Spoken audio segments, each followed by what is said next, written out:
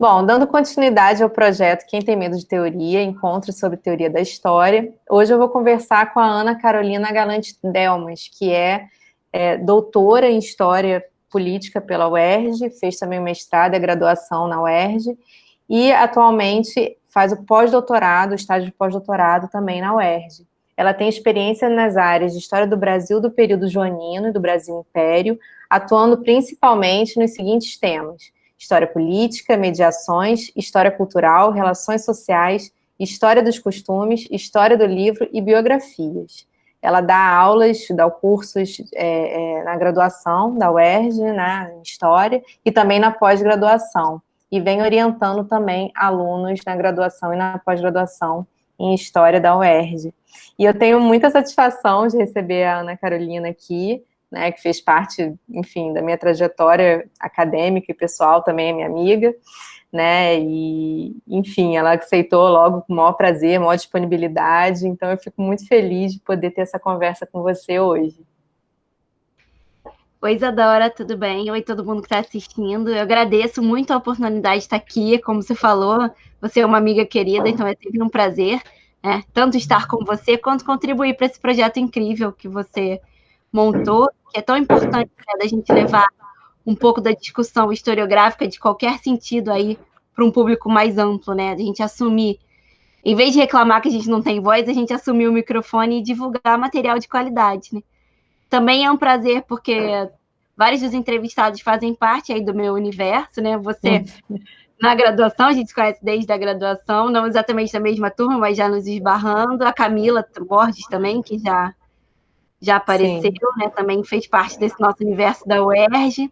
Além das professoras, a Maria Letícia, né, que foi nossa professora na pós-graduação, né, no mestrado, também uma querida, e a Tânia Bessoni, que também foi nossa professora, e vai fazer parte de algumas coisas que eu vou contar aqui, porque ela é muito importante na minha formação, junto com a professora Lúcia Bastos. Então, agradeço o convite, a oportunidade. Acabou que não tem como. E assim, a ideia, claro, eu falei aqui um pouco do que está no seu Lattes, mas a ideia é justamente a gente entremear, né, a discussão teórica, né, de quanto que a teoria foi importante para você, é importante, o que você usa de teoria, com essa sua trajetória, né? Então, o que você puder falar sobre isso, acho que vai ficar legal.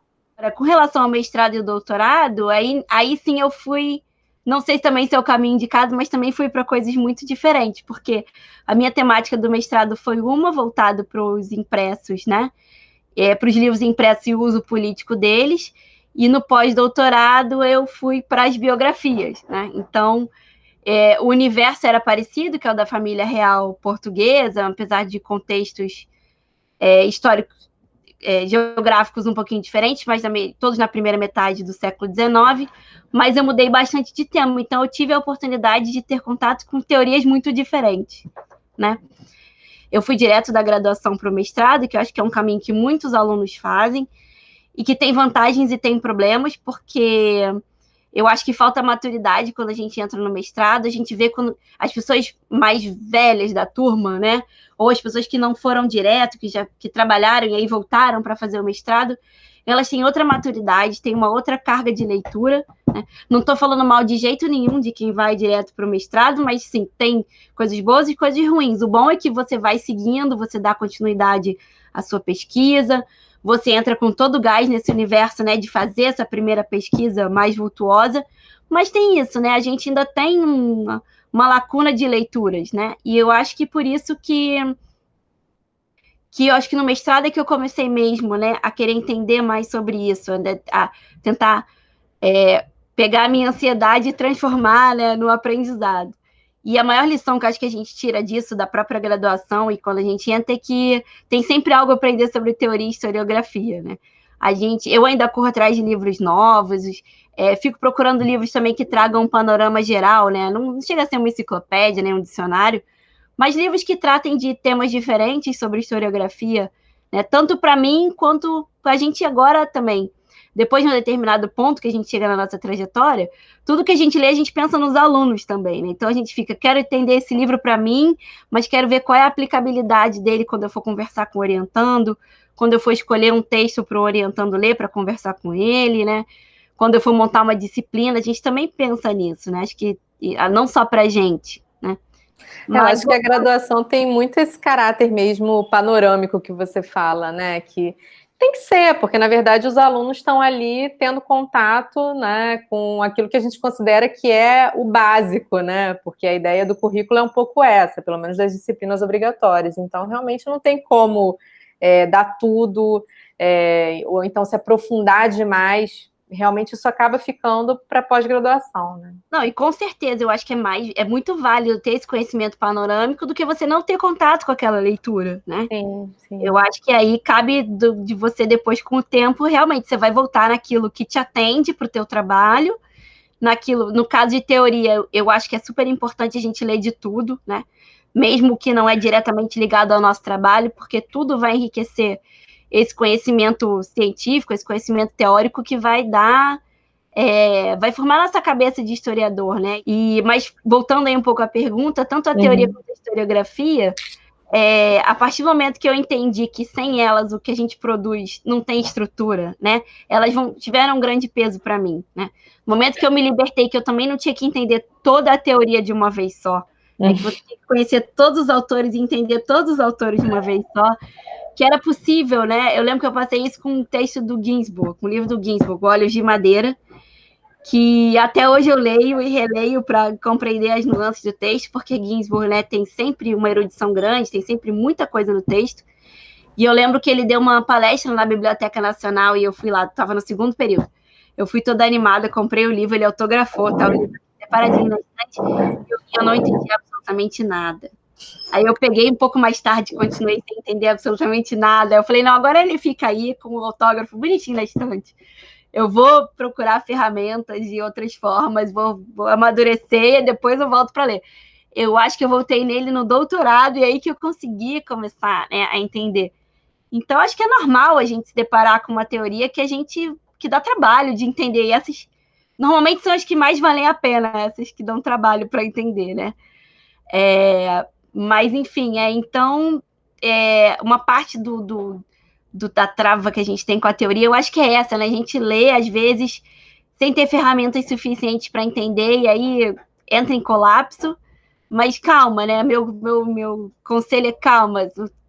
Deixa ele lá, lê mais alguma coisa, pega de novo, né? A Márcia Gonçalves sempre diz que, no caso dos que você reconhece um clássico, quando ele tem muitos comentadores que você lê antes, até você chegar nele. E eu acho que é isso mesmo, né? São peças de quebra-cabeça que a gente vai encaixando. Sim. E aí a gente vai colocando as ideias no lugar, né? Eu acho que esse processo é necessário mesmo, né? Esse amadurecimento intelectual que você está falando, né? Quando a gente pega os alunos vindos, né, iniciados na graduação e que tem uma série de problemas, né, porque tem uma dificuldade maior mesmo, eu acho que é importante ter isso em mente, que na verdade todo mundo tem dificuldade quando entra, né, porque é outra linguagem, outra perspectiva de história, muitas das vezes, né, que a gente tem, porque vem de uma noção de história que é passada na escola ou que vem dos outros usos da história, né, no cenário público e é outra coisa, a historiografia acadêmica, profissional é uma coisa completamente diferente. Então, também ter essa humildade de entender que existe um percurso a ser percorrido, né? E que não necessariamente também o aluno tem que fazer mestrado e doutorado, né? E seguir a carreira acadêmica. A leitura está para todo mundo para o resto da vida, independente se você está dentro de uma instituição. Querer entender e buscar né, e pedir ajuda tá aí para sempre, né? Acho que a gente escolher uma profissão que a gente vai estudar para sempre. Todas deveriam ser assim, mas a gente sabe que algumas são mais do que as outras, né? E para isso que é super importante, tanto os congressos, quanto as conversas, quanto um professor que está disponível para conversar com você, um amigo que está disponível para conversar com você, dessas trocas que fazem parte desse amadurecimento, né? Sim, sim. Com certeza.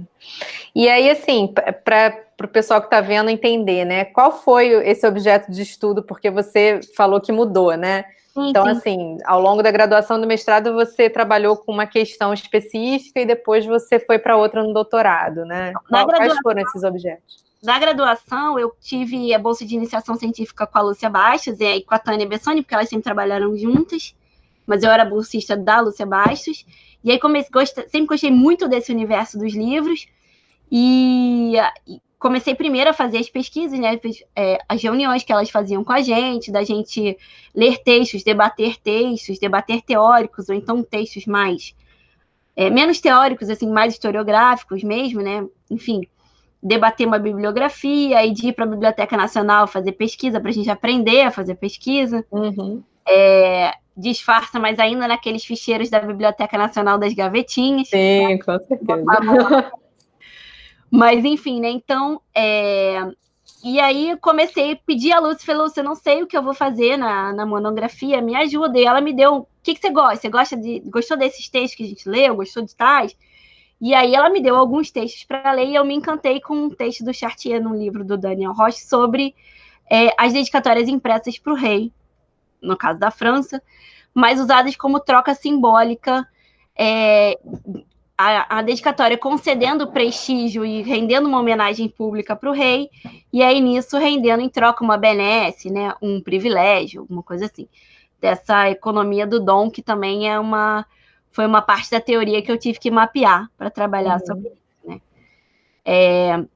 E aí, na monografia, que é o primeiro pequeno ensaio que a gente faz para escrever, levei para o mestrado, para expandir o universo que eu tinha feito na monografia.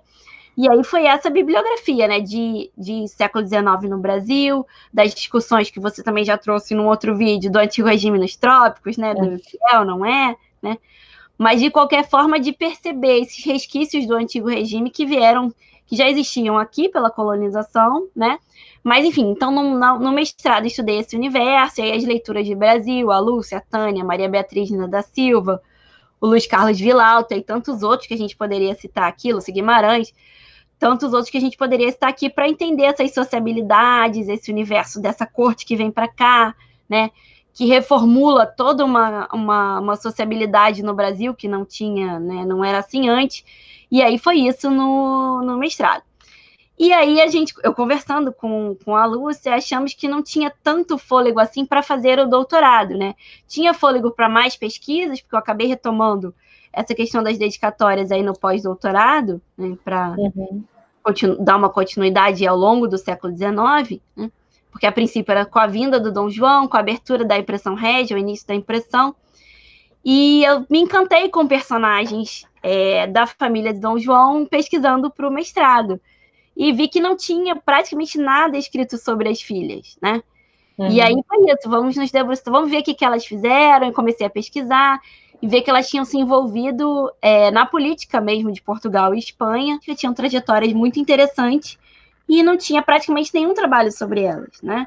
Tinha uma biografia de um autor português, um historiador português que chama Ângelo Pereira, que tinha até um livro pequeno sobre elas, e alguma coisa sobre elas no livro sobre os filhos todos, mas que privilegiava mais Dom Pedro e Dom Miguel. E mais uma biografia sobre uma delas, porque ela foi condessa, e uma biografia sobre Dona Maria Teresa, que é a filha mais velha na Espanha, mas fora isso quase não tinha. E aí, né, fui pensar, são 6, e aí lá fui eu, né, não chega a ser uma prosopografia, que a Tânia Bessoni também já explicou aqui, né, o que é, nem uma biografia coletiva, né, mas então tive que correr atrás da biografia de cada uma delas, no mais detalhado possível, para separar aí o que tinha de interessante na trajetória política delas, e aí, enfim, né, trabalhar com a trajetória delas. E aí, o que tem de teoria, né? Vou focar mais na biografia, que eu acho que sobre livros impressos a Tânia também já comentou, né? Apesar de ter falado de biografia também. Mas o que foi aí a teoria? Entender o que era a biografia, o que era essa biografia renovada, né? Que não era a biografia do século XIX, do encadeamento de fatos, uma coisa mais cronológica, né? Muito menos laudatória, né? Muito menos ser elogiosa aí desses personagens, mas estudar tudo, tanto o Giovanni Levi, quanto Sabina Loriga, o Jacques Revel, né? Todo mundo que traz, então, essa questão da teoria sobre a biografia, né? E aí, mapeando isso para entender, construir essa trajetória de uma forma que tivesse no âmbito da história política, de que as ações dela fossem mais importantes que o gênero, porque a minha ideia também não era usar a teoria de gênero e trabalhar a questão de gênero, porque quando você fala em biografias só de mulheres, você pensa logo que a questão principal é uma questão de gênero, que eu acho que é uma discussão teórica fundamental que está acontecendo agora, mas não era a minha ideia na hora de trabalhar, né? E aí teve essa questão teórica de resgatar a biografia, entender o que era biografia, ver como se trabalhava com biografia de uma maneira que se afastasse de uma biografia literária, de uma biografia jornalística, de uma biografia da antiga história política, né? Ou de uma biografia de banca de jornal. Nada contra nenhuma delas, mas cada uma tem o seu espaço, né? Cada uma tem o seu lugar e o seu momento, né? Então, foi entender realmente a teoria para escrever então, a trajetória política delas, né? E o interessante é que a gente tem surpresas ao longo do trabalho, porque eu comecei focada na Maria Tereza, tinha uma idealização pelo fato dela ter batido o pé e escolhido com quem ela ia casar, e achei que ela era mais liberal, vamos dizer assim. Liberal e conservador são conceitos complexos para o século XIX, né? E aí, muito que a Camila e você comentaram da questão da importância dos conceitos, mesmo que a gente não esteja fazendo uma história dos conceitos, né? O historiador tem que dizer que conceito ele está usando, qual é a ideia, qual é a noção daquilo que ele está usando, né? Principalmente a gente do século XIX para trás, né? Mas e acho que era uma grande libertária, com muitas aspas, vamos dizer assim, e a Isabel Maria, que era uma que era apagada, eu achei que não fosse encontrar nada. Eu descobri que ela, assim, era incrível da maneira como eu queria trabalhar, né? Que ela assume a regência de Portugal e guarda o governo para os irmãos, e o Ângelo Pereira diz que ela é partidária do Dom Miguel, porque a família se divide entre Dom Pedro e Dom Miguel. O Ângelo Pereira diz que ela é partidária do Dom Miguel, mas eu descobri que não, que ela é partidária do Dom Pedro. Então, coisas que você vai descobrindo sobre os personagens e que sem essa teoria, né? Sem essa estrutura teórica para estudar, para ver a carta, para analisar a carta com um olhar de historiador e não do apaixonado pelo tema, né? Tudo isso vai ajudando a gente a construir o trabalho. A teoria está aí, né? Respira com a gente junto na hora de fazer o trabalho. Sim.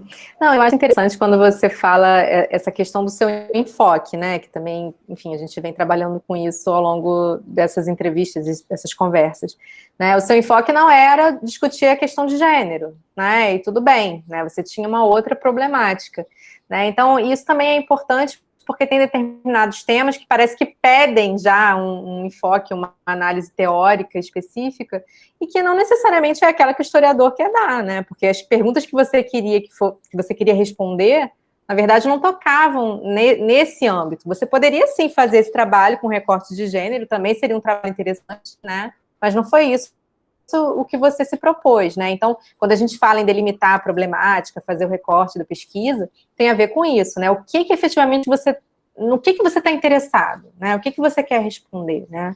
E aí você fala essa questão do interesse, fica muito clara na conversa que a gente está tendo, né?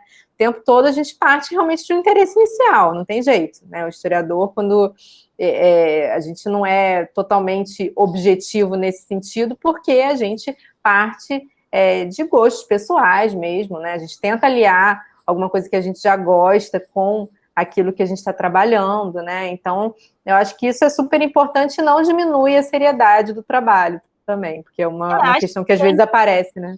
Eu acho que é interessante exatamente, coloquei, né, essa questão do doutorado da biografia, porque a questão de gênero está muito na moda, vamos dizer assim, acho que a historiografia tem modas, né? A gente sabe que além das descobertas que a historiografia vai fazendo, né, das renovações, de olhar para si mesma e tentar se reinventar, tentar se criticar e melhorar, vamos dizer assim, existem as modas também, que elas são válidas, né? A questão do gênero está em voga, para não dizer na moda e ser cancelada por causa disso, mas está em voga porque realmente precisa ser estudado, é ótimo que esteja em voga, é ótimo que as pessoas estejam se debruçando sobre ela, mas é interessante também que você tenha as mesmas personagens que elas podem ser estudadas por teorias diferentes. Eu poderia ser uma biografia, e já seria interessante porque não existia a biografia, né, tradicional delas, já seria válido no universo. Tem a trajetória política, que foi o que eu tentei fazer, né? A forma como elas se colocaram na política da Península Ibérica e do Brasil também. E como a nossa casa ela é de história política, remetia a isso. E poderia ter a questão de gênero, que no caso dela eram mulheres privilegiadas, elas estavam na elite da elite do momento. Então, é claro que a vida não funcionava para elas da mesma forma que para outras camadas. E aí a questão de gênero pode partir do que eu fiz, né? Partir do levantamento inicial que fiz, não do trabalho, mas até do levantamento prático mesmo da biografia delas, e perceber essas diferenças, né? Quem trabalha com a questão de gênero em jornais, né? Em outros âmbitos, é claro que o meu tema, as minhas biografadas, vamos dizer assim, tinham espaço para a discussão da questão de gênero, mas não era o meu interesse naquele momento. O que não impede que uma outra pessoa pegue as mesmas personagens, ou aproveite meu trabalho, ou descarte todo ele, aí, né, vai variar do que a pessoa vai debruçar, e utilizar a teoria. A beleza da teoria tá aí. Eu tive muito medo da teoria durante muito tempo. Eu sei. Mas a beleza da teoria tá aí, né? Assim, a gente poder pegar o que você também comentou com a Camila, né?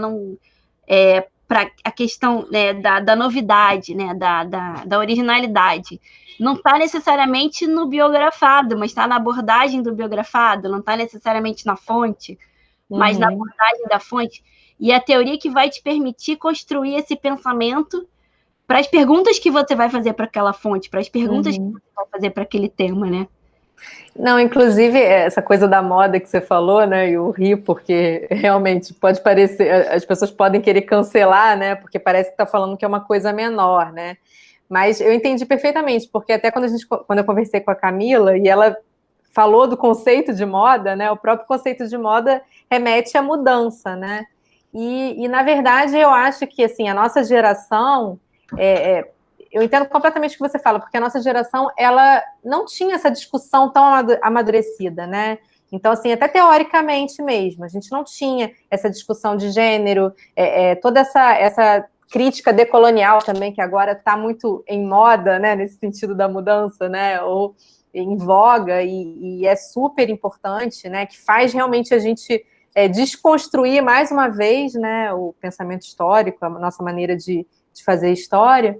Isso não era um lugar comum na época que a gente fez a nossa formação, né? Então, eu acho que até as perguntas que a gente faz têm muito a ver com esse lugar também, né? Não era uma possibilidade, assim, tão interessante, já que a gente falou do interesse, né? Trabalhar com questão de gênero, talvez, né? Eu fico pensando nisso. Não que necessariamente você tivesse que trabalhar com a questão de gênero, como a gente está falando. A não obrigatoriedade, mas a possibilidade de você trabalhar com isso é que é o interessante. A gente ficou no meio do caminho do boom da historiografia das mulheres, do feminino, nos anos 90. E essa questão desse levantamento agora da questão de gênero, né? Desse debruçar sobre a questão de gênero. Exatamente. Aí eu acho que a problemática que a gente escolhe acaba tendo influência também, né, de tudo isso, né? Então, pode ser que hoje o seu doutorado você já abrisse mais para essa possibilidade, ou não. Tudo bem você trabalhar com esse tipo de objeto sem cair numa discussão também de gênero, porque também você não é obrigada a isso, né? Então, talvez mas você trazer isso dessa forma já indica que, como hoje isso é uma discussão que é tão colocada, né? Talvez você fosse mais, digamos assim, influenciada mesmo a trabalhar com isso, ou então a justificar mais o fato de que você não trabalhou com isso, né? Que é o que você está fazendo um pouco. Eu acho que seria mais justificar mesmo, assim, olha, não foi porque a intenção não era essa, né? Mas não seria ótimo se pudesse trabalhar, mas enfim, acho que a questão de existir e da possibilidade que é incrível.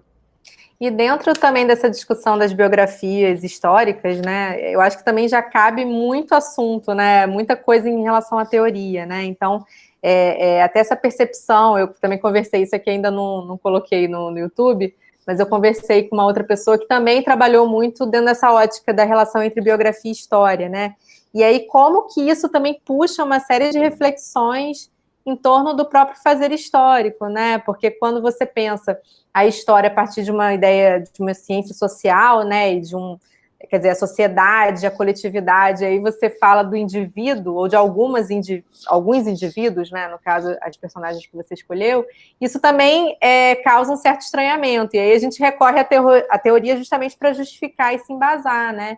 Então, eu acho bem interessante quando você fala isso de como que surgiu esse interesse, e aí você foi nesses autores, né? Você citou vários autores que são clássicos dentro dessa discussão da biografia, né, na história. E aí eu acho que fica mais clara ainda essa ideia de como que a teoria vai ajudando a definir, né, esse recorte, essa problemática, né? Então a sua ideia não era fazer uma biografia no modelo do século XIX, né, ou no modelo de outras pessoas que fazem biografias hoje, como você falou, né, um jornalista, enfim. Era realmente trazer uma problematização, né, dessas vidas, né, e um recorte dentro das vidas também, né? Quer dizer, não era você fazer, elas nasceram, cresceram desse modo. Você acaba fazendo isso, como você falou, quase que como um levantamento mesmo para a análise que você vai fazer, né? Mas metodologicamente faz parte do trabalho, não é assim? Ela vai refletir na qualidade do seu trabalho. Você tem que fazer, não é assim, então você só pegou a parte que te interessava. Não, é uma coisa mais ampla. O trabalho de pesquisa para ele ter fôlego, né? Você tem que pegar a fonte, tem que descobrir. Eu fiz, assim, eu tenho no meu computador anotada a biografia de todas elas, né? Nasceu, morreu, casou, enfim, né?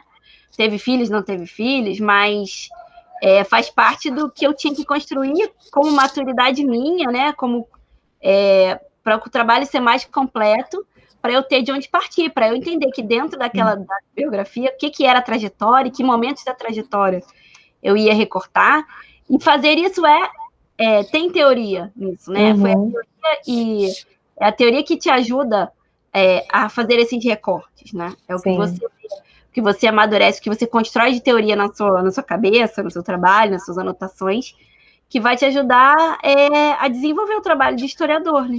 Sim.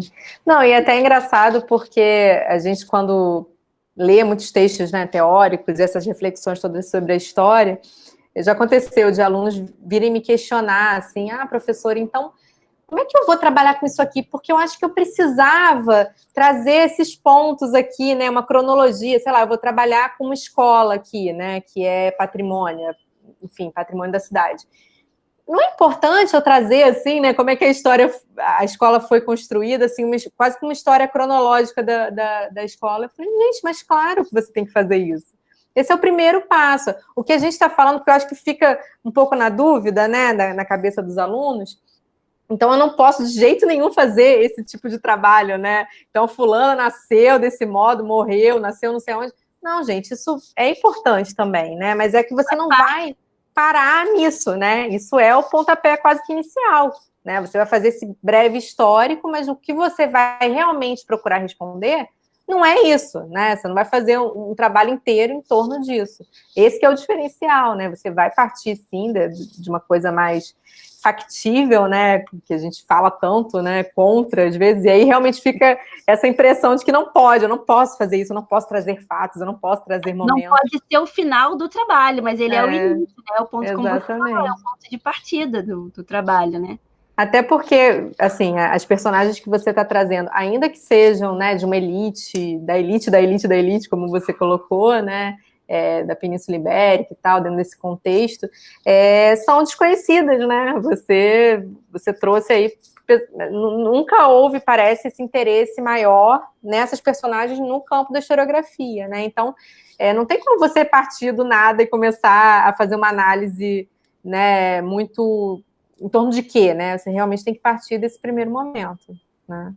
E aí, pensando, assim, nessa questão da teoria, né? Nos conceitos, né? O que seria teoria para você? Então, assim, você já falou até um pouco sobre o Chartier, né? Em relação ao seu primeiro momento, sua primeira fase de pesquisa como historiadora, e a questão da biografia, claro. E você tem outros em mente, assim, outros autores, outros conceitos que você utilizou mais?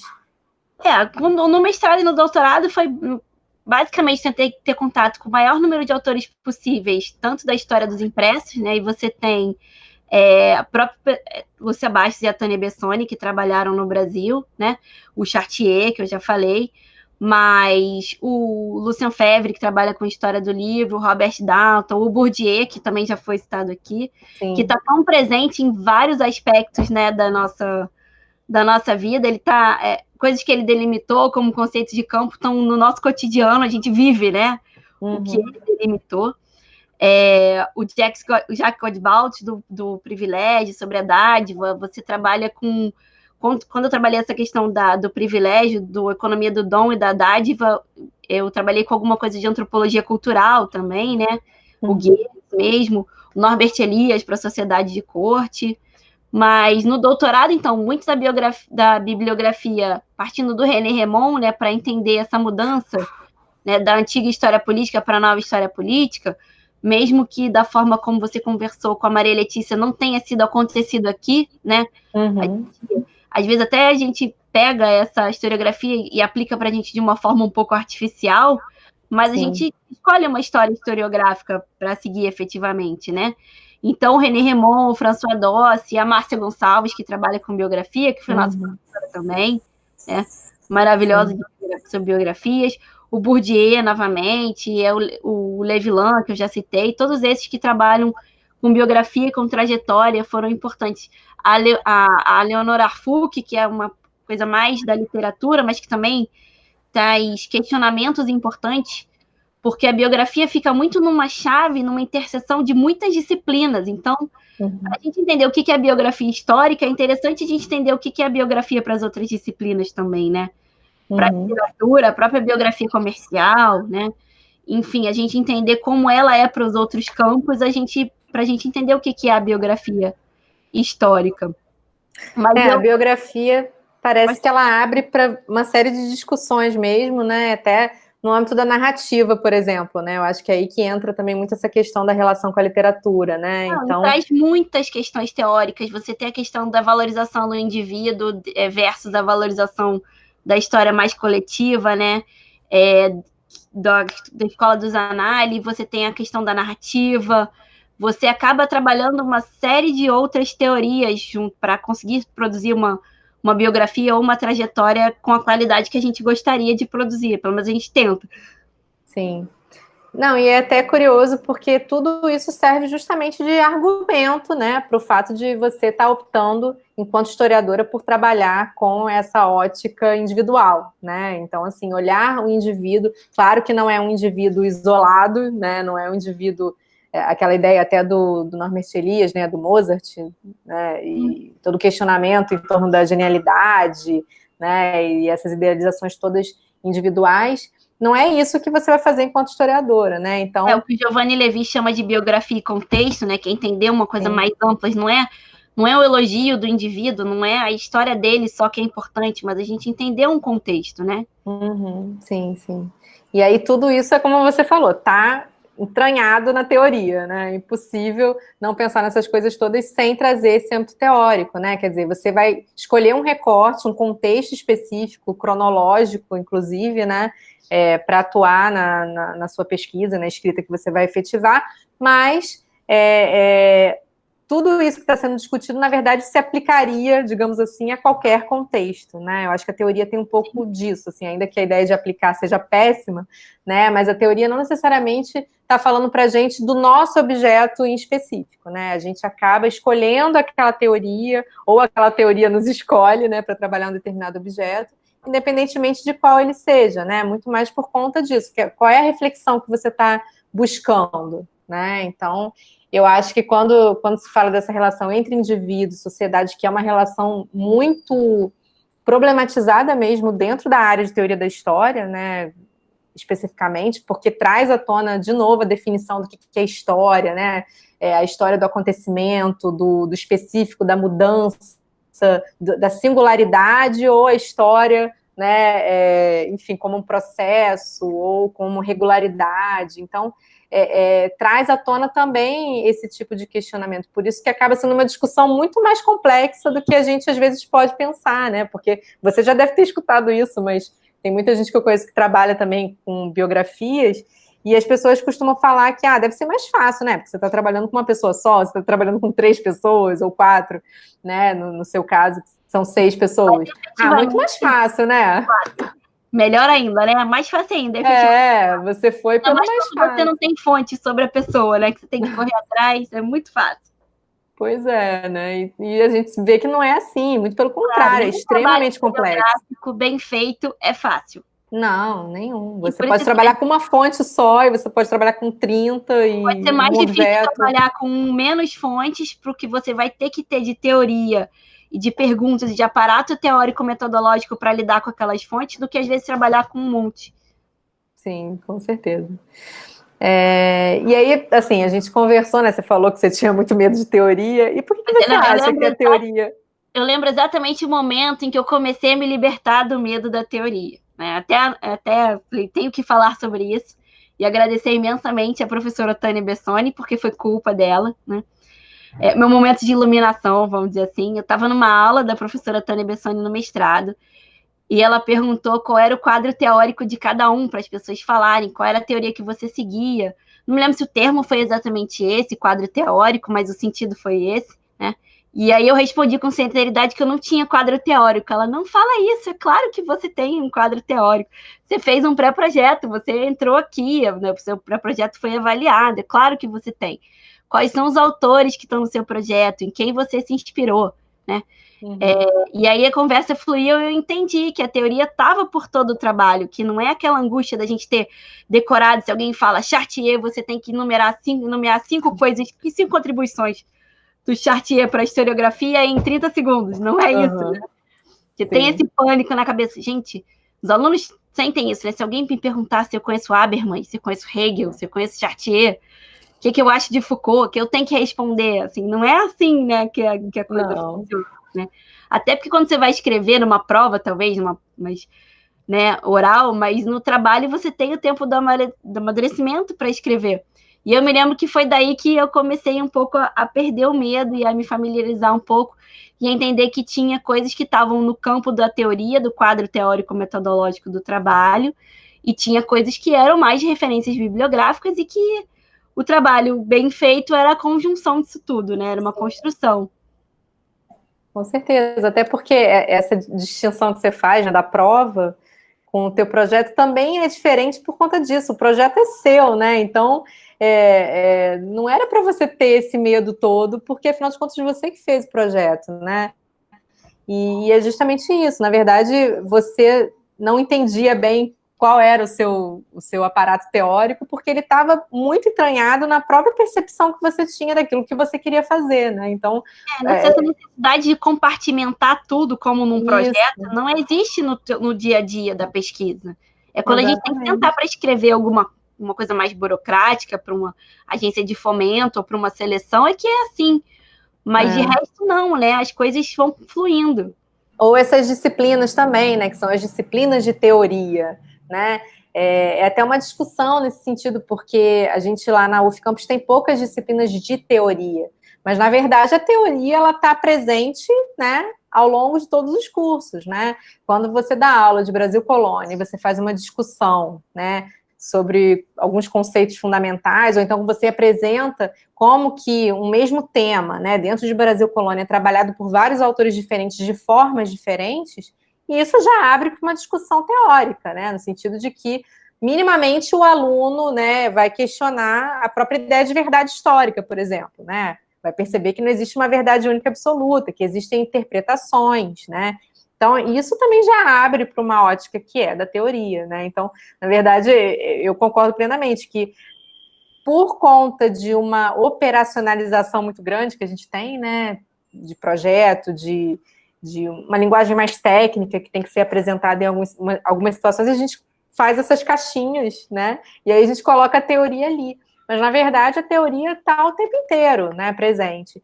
E até esses cursos que são de natureza mais teóricos mesmo, né, que construção do pensamento histórico, introdução à história, etc. Claro que eles têm uma especificidade, né? Eles vão trabalhar mais fortemente com essa questão teórica, mas eu acredito que eles não vão ficar apenas ali, né? Aquilo que é discutido nesses cursos, de alguma forma, vai aparecer também ao longo da trajetória das pessoas, dos alunos, né? Porque realmente são questões que vão fazer sentido, por exemplo, quando eles estão para se formar e a gente tem a regulamentação do ofício do historiador, né, sendo finalmente votada, aceita, enfim. Né? Então, isso também já abre para uma discussão, né? Então, afinal de contas, o que é história? O que é o historiador? Né? O que ele faz? Né? Então, até o Mark Bloch fala, né, que enfim, o historiador ele sempre vai se perguntar sobre o que ele faz, como ele faz, né? Então, essas definições que são teorias, né, são reflexões em torno do ofício do historiador, elas vão ser apresentadas, né, a nós ao longo de toda a nossa formação, trajetória, né, quando a gente começa a trabalhar, dar aula, né, isso vai ser constantemente trazido à tona. Você vai dar aula numa escola e as crianças vão questionar por que elas têm aula daquilo, né, qual a utilidade daquilo. O que você vai trazer, né, na sua cabeça? Você vai trazer toda uma discussão teórica, né, para tentar justamente argumentar e justificar aquilo, né? Então, eu acho que, na verdade, essas divisões assim muito estanques, elas só existem mesmo por conta de questões pragmáticas, né? O que você falou. Para você, por exemplo, no seu caso, né, no mestrado, seria impossível você fazer o trabalho que você fez sem o Chartier, né? É impossível. Nossa, e é totalmente teórico, né? Os textos que a gente lia na Bolsa de Iniciação Científica, enfim, né? Ainda que ele tivesse um foco e um objeto e um problema específico, os conceitos que ele trazia, da forma que ele trazia, né? É um aparato teórico imprescindível para quem trabalha com história do livro, da leitura, enfim. Então, assim, tá totalmente dentro da ótica da teoria, né? Aqui é como deve ser, né? Como você falou, deve estar entremeado aí tudo, né? Você perguntou de como aparece o aparato teórico-metodológico, né? Eu acho que no mestrado, que, como a gente falou, é a primeira grande incursão, aventura que a gente faz na pesquisa, porque a monografia é muito rápida, a gente tem muito pouco tempo para escrever, porque tem que ser assim mesmo, a gente tem que cumprir lá o cronograma da graduação, mas é o primeiro momento de você conhecer o que acontece, né? No mestrado é que é a primeira grande aventura aí na pesquisa. O meu quadro teórico ficou um pouco mais separado no texto, na manufatura do texto.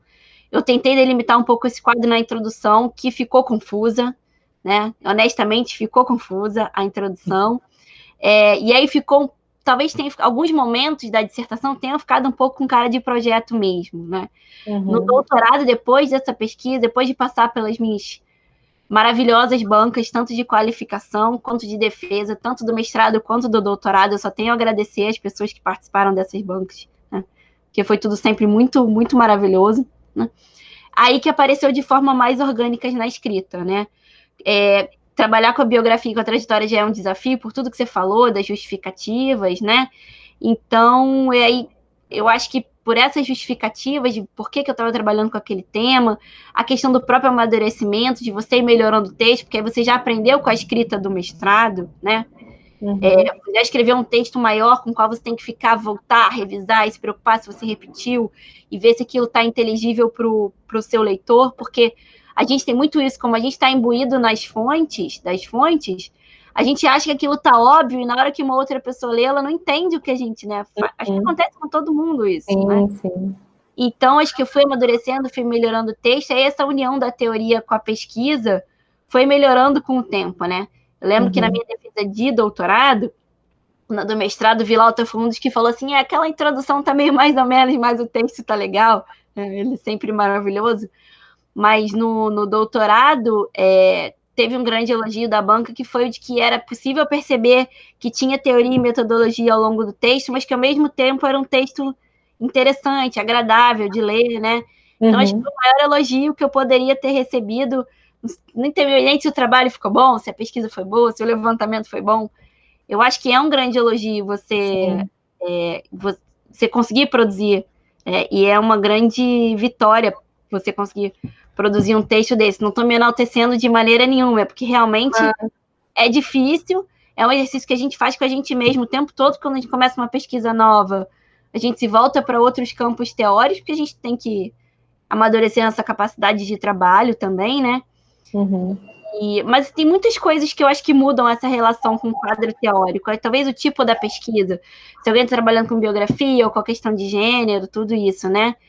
Eu acho que tem alguns quadros teóricos que se encaixam melhor nas fontes do que outros, talvez, porque o próprio Chartier é uma coisa que flui porque ele, ao mesmo tempo, me deu informações sobre as dedicatórias impressas, no sentido de mais referência bibliográfica, mas ele também me deu a teoria, então ele está jogando dos dois lados, e isso ajuda a gente a começar a entender que as coisas têm que conversar, né? Sim. Eu digo que alguns quadros teóricos se encaixam melhor no texto do que outros nesse sentido, né?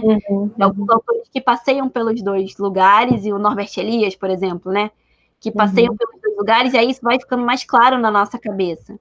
Também com a maturidade, como eu já falei, na forma de trabalhar com as fontes, a gente entender que a fonte não fala sozinha e que o seu leitor não leu todas as fontes que você leu, ele só vai ler o que está no trabalho. Então, você tem que trabalhar sobre isso. Eu tentei, no doutorado, unir melhor as fontes ao texto, era uma preocupação metodológica que eu tinha, né? Porque na dissertação eu queria destacar textos grandes porque eles eram importantes, mas talvez tenha ficado um pouco mais recortado. Então, no doutorado, eu tentei unir melhor as fontes ao texto, tirar aquela construção do texto cheio de citação, quer dizer, fazer com que elas fizessem mais parte da prosa do texto do que só da citação, né? Como se você se apropriasse também mais, né? Exatamente. Eu acho que a citação tem um pouco esse olhar de uma coisa que você está colocando ali para respaldar o seu discurso, mas que não faz muito parte do que você está falando, né? Fazer parte da prosa de uma forma mais natural, menos citações, mais texto construído sobre aquelas fontes, que a gente fica muito inseguro, achando que se vai colocar a fonte vai falar, então é melhor do que se eu falar. Porque a gente também tem isso, por uma série de questões em que é necessário que a gente aprenda a se colocar como historiador, isso às vezes gera muito medo, assim, em que momento eu posso me colocar como historiador? Quando que eu vou deixar de ter um monte de notas referenciais, que precisam existir sempre, mas que eu vou poder falar um pouquinho, não do eu, mas assim, do trabalho, né? Que você vai poder se lançar. E aí eu acho que a fonte, quando a gente coloca muita fonte menos prosa, eu acho que tem a ver com isso também, né? Você quer jogar a responsabilidade para a fonte com medo de se você já pode se colocar, já pode ser responsável por aquela prosa, né? Mas então eu tentei botar mais comentários, mais trabalhos. Você me perguntou de autores. Nesse sentido, eu devo muito ao livro do Brás Brancato sobre Pedro I, que ele vai falar de uma série de aspectos políticos das coroas que o Pedro I assumiu, né, do Pedro I, Dom Pedro IV de Portugal. E esse livro trabalha magistralmente com as fontes, é um diálogo com elas, porque são citações normalmente de 2, 3 linhas e o texto, então é um diálogo dele com as fontes, é incrível, eu recomendo para todo mundo, para perder esse medo do diálogo com as fontes, né? Uma outra coisa que eu aprendi no mestrado e que eu levei para a vida foi parece uma coisa meio chata, mas aquela estrutura da espinha de peixe para você montar o trabalho. Não sei se está ultrapassada, eu continuei usando e trabalhando com os meus orientandos, porque eu acho que te ajuda de uma maneira incrível a visualizar o que vai estar em cada momento do seu trabalho. Eu levei tanto para a vida que eu uso até nas minhas incursões literárias, tá? Eu acho que ajuda a te estruturar o todo e ajuda você a articular e ver o que vai fazer sentido para o leitor, porque às vezes você tem muitas coisas importantes, mas também faz parte do trabalho teórico-metodológico você entender em que momento elas têm que aparecer, em que ordem elas têm que aparecer para o teu leitor, que não está ciente da teoria da mesma forma que você, né? Sim, sim.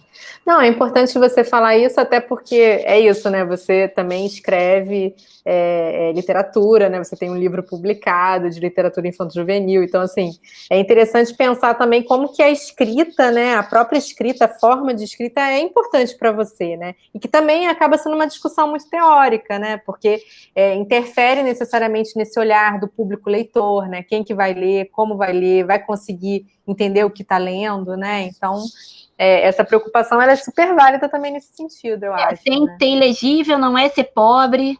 Sim, também não precisa, às vezes, rebuscar demais coisas e inversões no texto, de você trocar lugar de adjetivo, advérbio, substantivo, para dizer que vai ficar mais floreado, mais bonito. Às vezes é totalmente desnecessário, você está só complicando para o seu leitor, né? Sim. Mas eu acho que o importante é que eu acredito que o texto ideal é aquele que você percebe, né? A teoria no fundo. Sim. É claro que o nosso trabalho está muito delimitado pelas notas de rodapé, elas são necessárias como notas de referência. Tem coisas que estão na nota de rodapé que merecem estar entremeadas no texto, fazer parte mais organicamente do texto, né? Eu acho que tem um pouco a ver com o que você falou antes, né? Desse medo, dessa insegurança, essa falta de uma maturidade mesmo, né? Porque, mais uma vez, a nota de rodapé, né? Tem um autor que trabalha com isso, que é o Anthony Grafton, que eu gosto bastante, e o próprio Ginsburg fala um pouco disso também. Ela acaba servindo como prova, né? Porque ela entra dentro daqueles critérios todos que ele fala da comprovação, da questão da retórica e tal. né? Então, é como se, assim, o tempo todo a gente já faz esse trabalho de fazer referência a outras pessoas, a própria fonte, né? Para poder fazer essa conversa, né, narrativa e mostrar que o que a gente está fazendo é um caminho próximo para chegar próximo à verdade dos fatos, né? E aí me parece que a nota de rodapé, talvez esse uso excessivo, né, que você está falando, tem um pouco a ver com isso, né? Um medo de simplesmente afirmar, né? Ou então como se o que está já no texto ali já não comporte aquelas afirmações totalmente, né? Então você recorre mais uma vez à nota de rodapé, como se fosse assim, não, olha só, mas o que eu estou falando é isso aqui. É um argumento de autoridade. Exatamente. Não, acho que a gente já tocou na maioria dos pontos, né? Talvez todos os pontos que a gente tinha discutido antes. Não sei se você quer comentar mais alguma coisa, se quer aprofundar mais algum assunto. Tive algumas perguntas que a gente conversou, né, do que é a teoria para mim, mas eu acho que é isso, né, que é a estrutura que sustenta a pesquisa, né? Eu não sei se eu tenho uma mente muito teórica, no sentido de você pensar numa disciplina de teoria da história, né? Mas no sentido de me debruçar na teoria pura, no que a gente chamava antigamente da teoria hard. Mas eu acho que tem necessidade dessa consciência que a teoria tem que estar presente, que tem, para a gente produzir um trabalho de qualidade, tem que ter uma carga de leitura enorme, tem que ter um amadurecimento dessas leituras, para a gente pegar a fonte e transformar as fontes e a nossa pesquisa num texto, num trabalho historiográfico, né? É a teoria que vai permitir pegar uma bibliografia e desenhar as perguntas que a gente vai fazer para as fontes, porque a fonte não fala sozinha. Não adianta você falar, eu tenho uma coleção de cartas incrível, mas eu não sei o que perguntar para elas, né? Mas é a teoria que vai fazer que a gente tenha aquelas preocupações do pecado do historiador, né? De não cometer anacronismo, de não usar um conceito de forma errada, ou de justificar por que você está utilizando um conceito em outro lugar, né? O próprio, quando a gente pensa no Hilário Franco Júnior, que fala das utopias medievais, justifica, né? Utopia é um conceito posterior à Idade Média, mas ele cabe aqui. Então, você justificando com um quadro teórico-metodológico, aquilo vai fazer sentido, né? Então, é o que faz a gente historiador, é o que faz, né?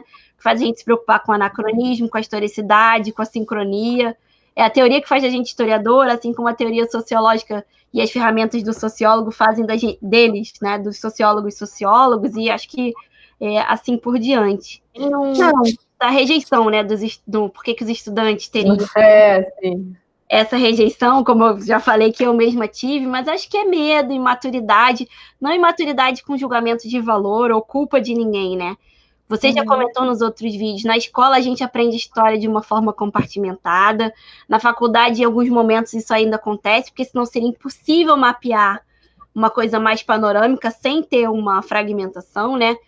Mas se pergunta para um aluno do ensino médio qual é a ligação do Napoleão com a vinda da família real para o Brasil, eles não sabem. As coisas não se ligam, né? E o que estuda na escola é muito diferente do que se estuda na graduação, ao fim e ao cabo, e isso é assustador. Se a gente pega os primeiros períodos, a gente desconstrói tudo que eles aprenderam. Então, na verdade, eu estou jogando muita responsabilidade para os professores, mas eu acho que passa por isso, né? Se a gente desconstruiu e falou que o que vocês aprenderam até aqui tem problemas, a gente não é reconstruir na cabeça deles, porque a gente não poderia nem deveria fazer isso, mas é dar ferramentas para que eles construam um pensamento crítico, um pensamento histórico, e eu acho que é assim que a relação da teoria deles vai se desenvolvendo, sem aterrorizar o aluno, sem ele chegar e falar 5 pontos em 30 segundos do autor tal, né? Assim, não, vamos estudar isso, começar, mesmo que acho que começar com o que é a história do CAR, que acho que serve para muita gente, depois o Mark Bloch, é uma construção, né? Sim. Por isso que dizem que o historiador só fica realmente incrível quando está mais velho. Imagina o quanto de coisa que ele já amadureceu na cabeça dele, ligou as teorias, né? E aí tudo vai fazendo sentido. Mas eu acho que é por aí, né? De mostrar o peso da teoria sem aterrorizar, né? Contextualizar para eles, mostrar que o que eles... não é estudar, você não vai ter que, desde o primeiro período, você tem que escolher século XIX e só estudar teorias para o século XIX. Não. Quanto mais de teoria você conhecer, até para você poder escolher, né? Se você vai trabalhar o século XVIII ou o século XIX por esse viés ou por aquele viés, eu acho que quanto mais a gente apresenta para eles, quanto mais leem, né, ele mais aberto fica o universo daquele historiador em formação, se é que um dia a gente conclui essa formação. Sim, é verdade. Para equilibrar a importância da teoria e o medo de errar. Uhum. Eu fico pensando, assim, que você falou, né, que realmente esse início da graduação ele é muito difícil porque a carga teórica ela é muito grande, né? Meio que condensa, na maioria dos cursos, toda a teoria ali no início. Então, assim, tanto a teoria da história, né, quanto essas introduções a outros cursos, né? Então, normalmente tem antropologia, sociologia, lá eles têm geohistória, né? Então, é realmente um outro universo completamente diferente. Eu acho que, na verdade, é um desafio muito grande dar aula para primeiro período, segundo período, por conta disso, né? Sim, sim. Mas eu acho que essa ideia da desconstrução não necessariamente é partir de uma noção de que o que veio antes estava errado completamente, né? Eu acho que tem que dar um novo olhar para o que ele já tem de bagagem, né? Exatamente, e entender que são lugares diferentes mesmo, né? Assim como, sei lá, um químico, provavelmente a pessoa vai entrar na faculdade de química, né? E não vai ser a mesma situação que ele vivenciava antes na escola, né? Quando ele tinha aula de química, porque são momentos diferentes, com objetivos distintos, né? Eu acho que também... que a gente vai estudar escolhendo o caminho do historiador ou das ciências humanas em geral, a gente vai estudar a teoria para o resto da vida, não é assim, agora é compartimentado. Eu estudei naquele período, fiz o meu quadro teórico, escolhi e acabou. Que aí dá uma angústia muito grande também, né? Mas é que a gente vai estudar e historiografias novas vão surgindo, né? A questão do decolonial, da própria questão de gênero, que você já comentou, né? São coisas que a gente historicamente, vai mudando, e as demandas sociais vão pedindo isso, e o historiador vai se reinventando. Se a gente pensar em todo o século XX, né, da própria mudança da antiga história política, com a escola dos Análises, da nova história política, agora com a história transnacional, e história do tempo presente, que é outra coisa super controversa para o historiador, né? A demanda social e os acontecimentos, e a velocidade com que a gente é apresentado aos acontecimentos hoje, tudo vai mudando a nossa relação com a historiografia e com a teoria. A gente deveria estar sempre se reinventando, né? Sim, com certeza. Afinal de contas, é o que você falou. A história, o historiador não está para além do momento que ele vive, né? Ele está imerso nesse momento. É do momento do seu tempo, né? Está imerso. Mas eu acho que quando a gente tira essa noção, se a gente conseguir passar para os alunos ou para os interessados essa noção de que não tem um fim, que aquilo é o início, né?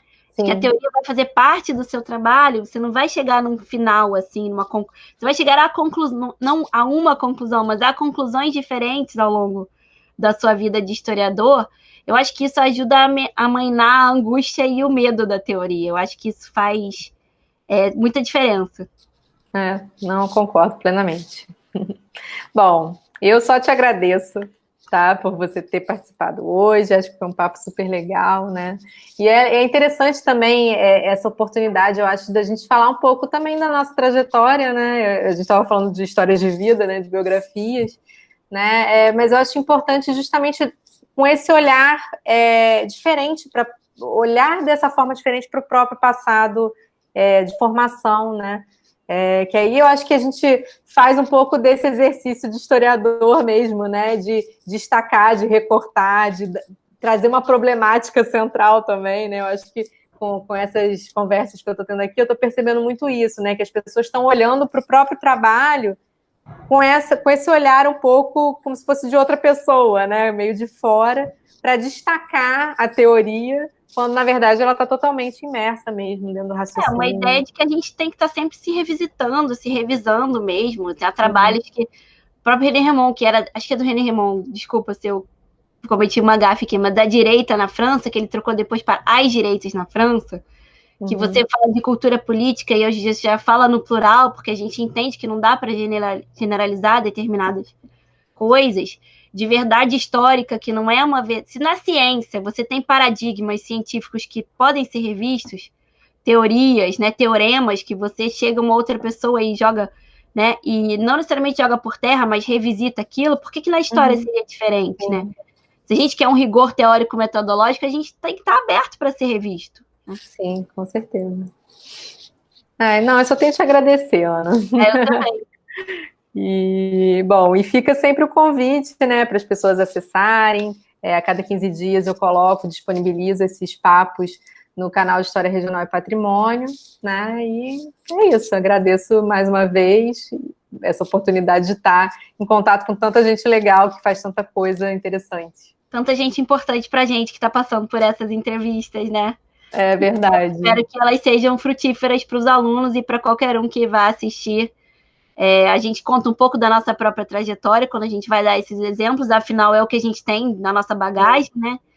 E não tentamos fazer de maneira enfadonha, mas para mostrar para vocês que as angústias às vezes são normais, né? Muitas vezes são normais e que a gente espera que compartilhar assim, as nossas experiências vá acalmar um pouco o coração das angústias aí com relação à teoria, no caso. Com certeza.